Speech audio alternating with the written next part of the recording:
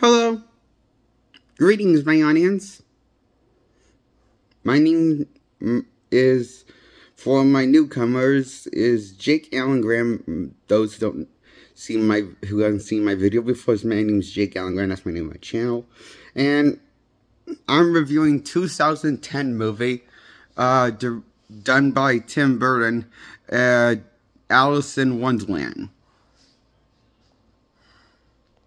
I give this a 6 out of 10. I give it my mediocre score. But it's one of those mediocre movies I don't hate, but actually like. For what it is. Mediocre. Like the Dark Knight trilogy.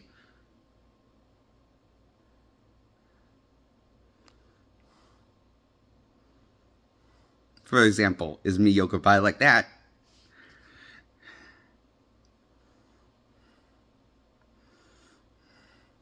I gave that a 6 out of 10 in my last review on it.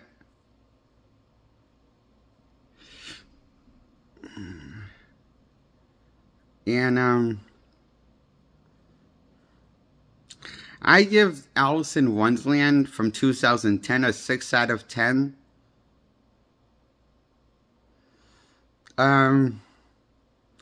The visuals was stunning, A+ on the visuals.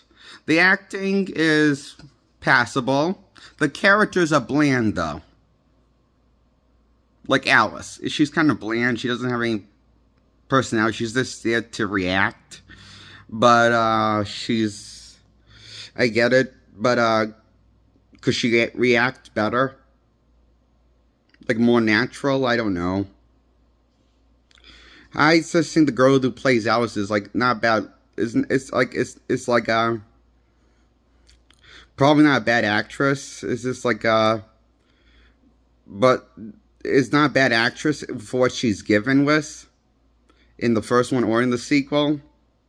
But the movie doesn't know how to make the actress character Alice that plays her within the story.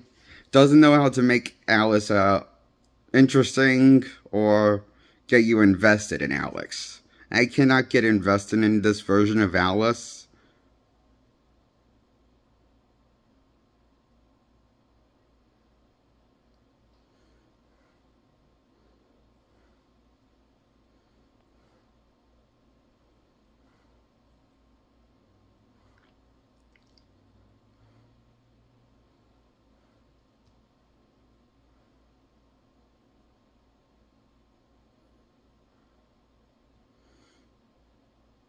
The Mad Hatter that played by Johnny Depp, I could kind of I could get invested in him more than I could get invested in Alice.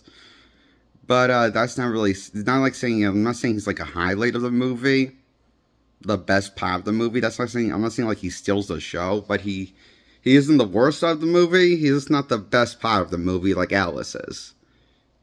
He's on par with Alice's character portrayal. You know, it's like he's just not an interesting character, the Mad Hatter in this version. Yeah, he's crazy. Yeah, he has split personality, but I don't feel like I remember him as much as the movie wants me to.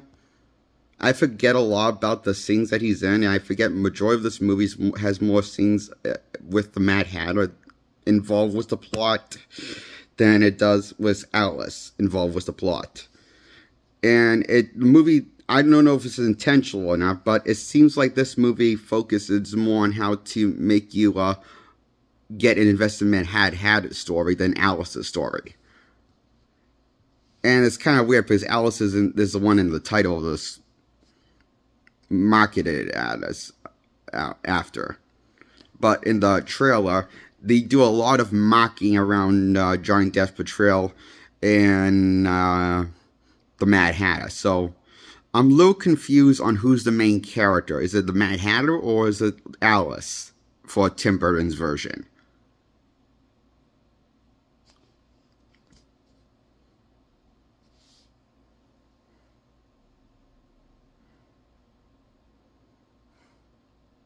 Also, I thought it was kind of a confusing filmmaking decision on Tim Burton's part to not just do his version of Alice in Wonderland, but just do his version of a sequel to the story of Alice in Wonderland that I thought that was kind of strange because it made me ask too many questions of the plot of the film. Like, what did I miss the first time when she was in Wonderland? It's like, what was the first trips like when she was in Wonderland with everyone? The first time before she returned in Wonderland was in the plot of this movie of 2010 Wonderland, Alice in Wonderland. Yes, so I kid you not, those who didn't know, but this is actually continuing a story that never got adaptation of that was done by Tim Burton before. This is the only Alice in Wonderland movie, but this is the first Alice in Wonderland movie done by Tim Burton. He made another one after this, and why did he make another one after this? I don't know. He must have wanted to pay off some taxes, I guess. Because the first one wasn't that great. Not enough to make a sequel. I didn't like it enough to make a sequel that they should have made I at least liked it enough they should have made one and been done with it. But not enough to see it turn into a franchise. Was Alice in Wonderland from 2010. And I never think they were going to make a sequel, but I had a feeling I was going to be wrong.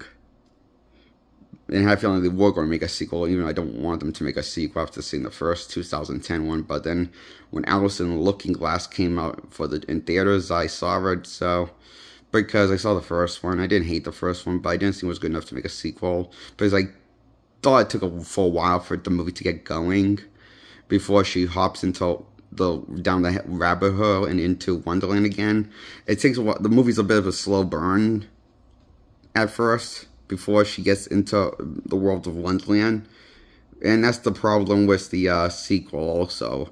Alice Through the Looking Glass. Before she gets into back into Wonderland, it gets, you know, you're in the real world. It's kind of it's like come on, someone die, or let's get interesting a little. Make it funny or something, or interesting. It's like, because the drama, there's no drama, or there's like interesting drama that's good, but it's nothing funny happening, nothing interesting, investing happening in the real world I care about. I just want to get to the Wonderland part. Because the real world that Burton's created within his movies sucks. And not have interesting characters that are relatable in the real world.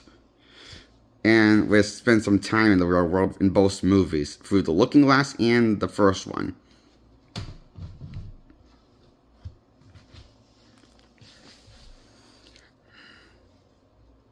That's why I give Alice in Wonderland a 6 out of 10.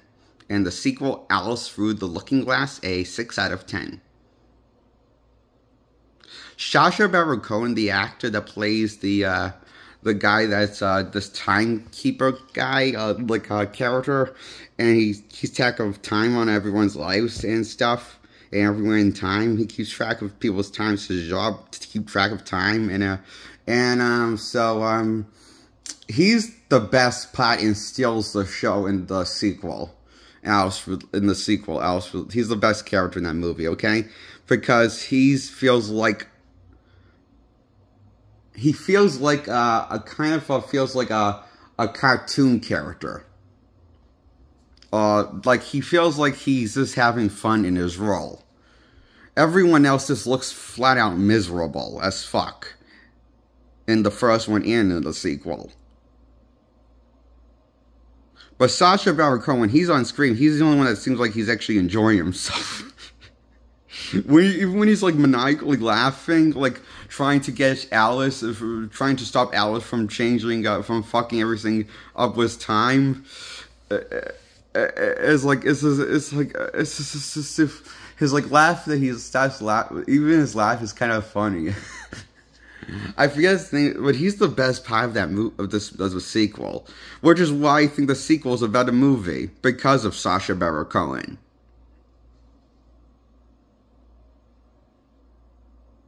Even though I've seen the first one more times probably by now at this point in my life.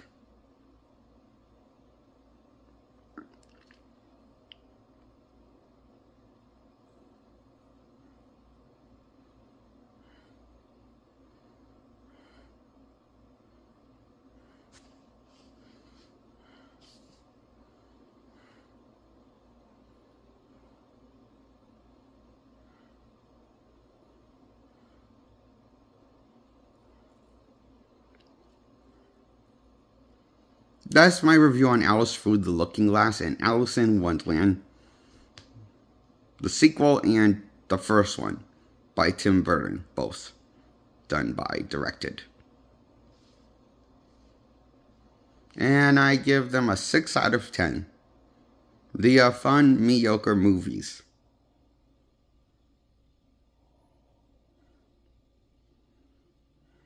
For what they are.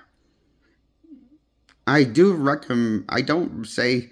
I say you can. I say go give these movies a watch, but you won't miss you won't like miss out on anything if you don't give these movies a watch. I mean, there are better movies than this by Tim Burton I've seen. Like the first Batman movie, or Batman for Returns was better. Well, The Nightmare Before Christmas was a better movie than this movie that he did with Alice character. Just saying. And that's my review on Alice in Wonderland and Alice Through the Looking Glass. Both done by Tim Burton. And I give them a 6 out of 10, and that's my review on Alice in Wonderland and Alice Through the Looking Glass. Hope you enjoyed this video. Feel free to comment below and tell me what you thought of these movies or this video. Or don't have anything to say, that's okay. Like this video and hit the subscribe button, please. And bye.